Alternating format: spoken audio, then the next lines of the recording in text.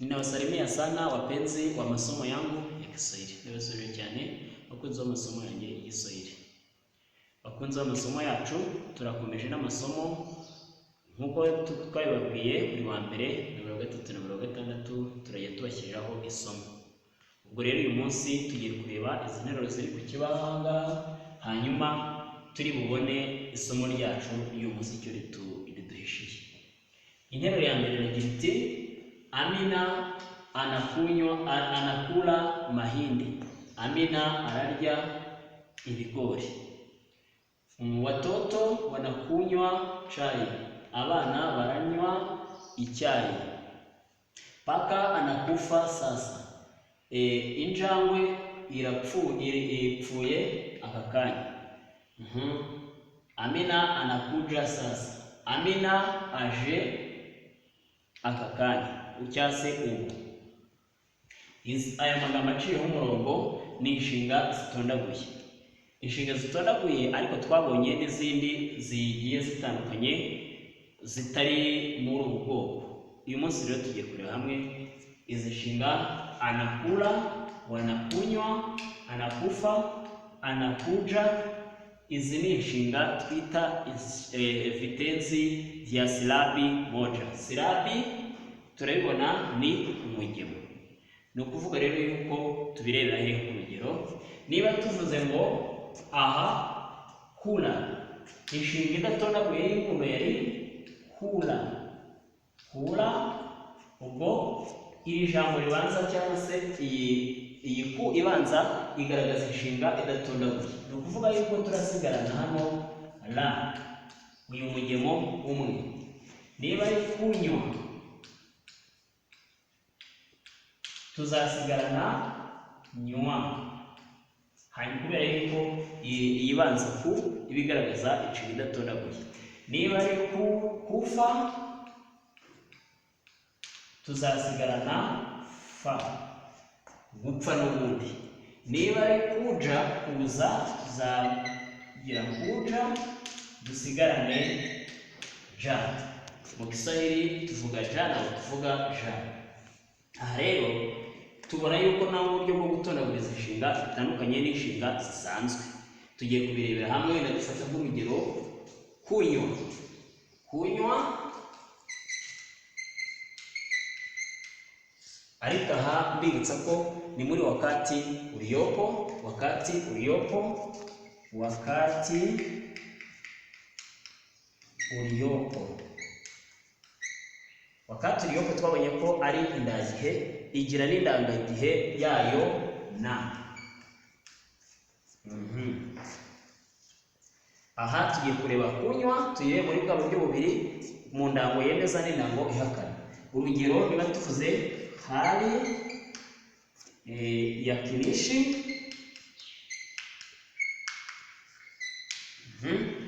iyi ni indango yemeza hali. Kanushi, indango ihakana. Mu buryo buhakana no mu buryo bwemeza. Uburyo bwemeza, uburyo buhakana. Ubwo rero tugiye gutangira. Tuzavuga nk'uko bisanzwe tugira nafsi tatu cyangwa se ngenge eshatu. Eshatu z'ubumwe n'eshatu z'ubwinshi. Ubwo nibyo twita ngenge eshatu. Tuzavuga mimi, je, wewe, wowe, yeye, we, sisi, twe, nyinyi, nyinyi, mwe, wao, bo. Twabonye ko tuvuga ngo iyo twemeza tuvuga mimi, ni, wewe, u, yeye, a, sisi, tu, nyinyi, wao, wa. Aya ni amagambo agaragaza mimi, ni. Ubwo ndivuze ngewe, sibyo? Wewe, u, wowe, u, yeye, a, sisi, tu, nyinyi, wao, wa. Tukabona yuko indangagihe yacu ari na yo kuri wakati uliopo cyangwa se indangihe. Tuzabona ko na tuyitangiza tugakomeza kugeza hasi. Tuvuge mimi ina, wewe una, sisi, yeye ana, sisi tuna, nyinyi mna, wao wana. Noneho tugiye kureba inshinga yacu yo hejuru ni kunywa, kandi twabonye yuko ubundi twagombye kuba tuvanaho iyi ku niba tugiye gutondagura nk'uko izindi twabikoraga. Wenda mbibukije, niba ari kitenzi dusoma muri wakati uliopo tuvuga mimi ninasoma, ariko aha siko bigenda. Iyi ku yacu igumaho, ubwo tuzavuga ngo mimi ninakunywa. Niba ari kuja tuvuge mimi ninakuja. Niba ari n'izindi n'ubundi tugenda tujyamo, hari n'izindi ngero muzagenda mubona, ariko inshinga z'imvugo rimwe cyangwa se z'umugemo umwe niko zikorwa. Turazakomeza rero twandike iyi nshinga yacu kwa kabiri. Twandike mimi ninakunywa, wewe unakunywa, unanywa, anakunywa, tunakunywa, munakunywa, wanakunywa. Aha tuzaba turangije kuyikora. Wowe mimi ninakunywa, ndanywa, wewe unakunywa, wowe uranywa, yeye anakunywa, waranywa, sisi tunakunywa, twe turanywa, nyinyi munakunywa, mwe muranywa, wao wanakunywa, baranywa.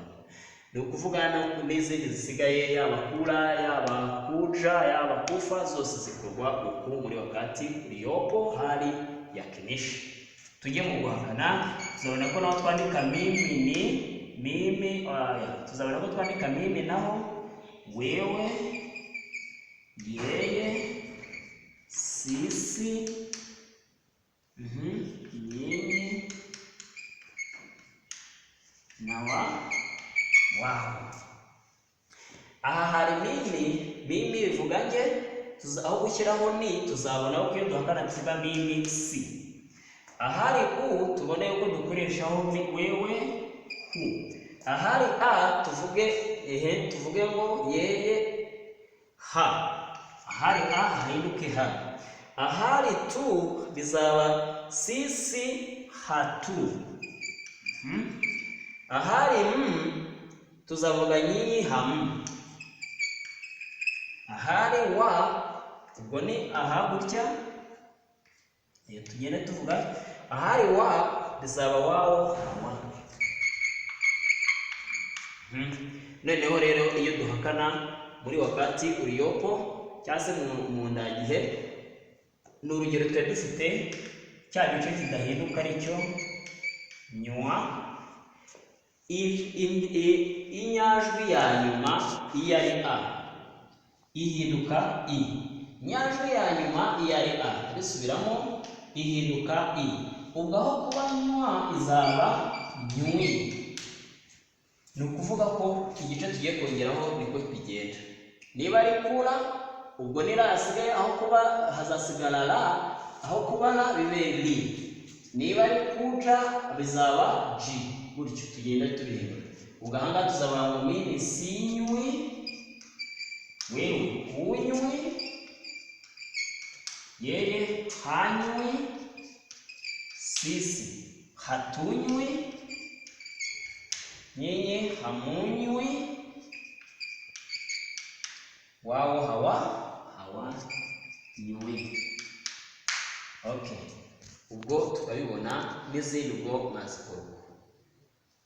Okay, ndahamya ko byanze bikunze wakurikiye isomo ryacu yabasha guhakana yabasha gukora mu buryo bwemeza no mu buryo buhakana inshinga ifite umugemo umwe cyangwa se kitenzi cha silabi moja. Wapenzi wa masomo yangu, mnaweza kutazama, mshobora kwitegereza uko bimeze. Hanyuma rero nkabashimira ko mwakurikiye isomo ryacu. Mbibutsa gukomeza gukora subscribe, mugakora share, mugasangiza amasomo yacu ku nshuti zanyu. Murakoze cyane. Ninawashukuru Mungu abarinde. Asante sana.